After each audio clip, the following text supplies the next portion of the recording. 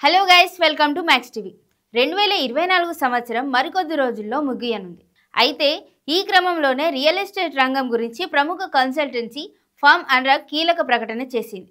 Housing sales 2024 సంవత్సరంలో భారత్లోని top 7 సిటీల్లో 4% వరకు పడిపోతాయని అంచనా వేసింది. మొత్తం ఇళ్ల విక్రయాలు 4.6 లక్షల యూనిట్లకు పరిమితం కావచ్చని చెప్పుకొచ్చింది. ఈ ఏడాది ముగిసేందుకు ఇంకొన్ని రోజులు ఉన్న నేపథ్యంలో పూర్తి డేటా ఈ ఏడాది ముగిశాక రానుంది. ఇక వీటి విలువ మాత్రం 16% పెరిగి దాదాపుగా 5.68 లక్షల కోట్లకు చేరనున్నట్లు పేర్కొంది.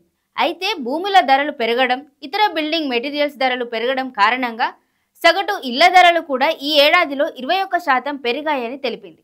దేశంలోని లీడింగ్ హౌస్ బ్రోకరేజీ సంస్థల్లో ఒకటిగా ఉన్న అనురాగ్ హౌసింగ్ సేల్స్ పడిపోవడంపై కీలక విషయాలు వెల్లడించింది. ఈ ఏడాదిలో లోక్సభ ఎన్నికలు సహా పలు రాష్ట్రాల్లో అసెంబ్లీ ఎన్నికల నేపథ్యంలో నిర్మాణాలకు నియంత్రణాపర ఆమోదాల్లో జాప్యం జరగడం వల్ల తక్కువ ప్రాజెక్టుల లాంచ్ అయ్యాయని, అందుకే విక్రయాలు తగ్గుముఖం పట్టాయని వివరించింది. అయినప్పటికీ ధరలు పెరగడం వల్ల కాస్త ఉపశమనం కలిగిందని చెప్పుకొచ్చింది. ఈ మేరకు గురువారం రోజు అనురాగ్ హౌసింగ్ మార్కెట్ డేటా విడుదల చేసింది. 2023లో మొత్తంగా ఇళ్ల అమ్మకాలు 4,76,530 యూనిట్లుగా ఉండగా ఇప్పుడు 2024లో 7 ప్రధాన నగరాల్లో 4,59,650 యూనిట్లకు పడిపోయిందని వివరించింది.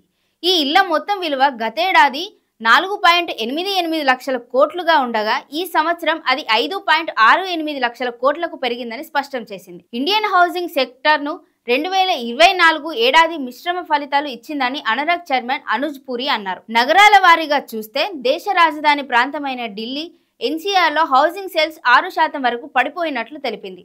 అంతకు ముందు ఏడాది ఇక్కడ 65,625 యూనిట్లు విక్రయం జరగగా ఈ సంవత్సరం 69,900కు పరిమితమవుతుందని పేర్కొంది. ముంబైలో మాత్రం సేల్స్ 1% పెరగగా బెంగళూరులో 2% వరకు పెరగొచ్చని తెలిపింది. పూణేలో 6% పడిపోయినట్లు అనురాగ్ డేటా తెలిపింది. ఇక హైదరాబాద్ నగరంలో ఇళ్ల విక్రయాలు 5% వరకు పడిపోయినట్లు అంచనా వేసింది.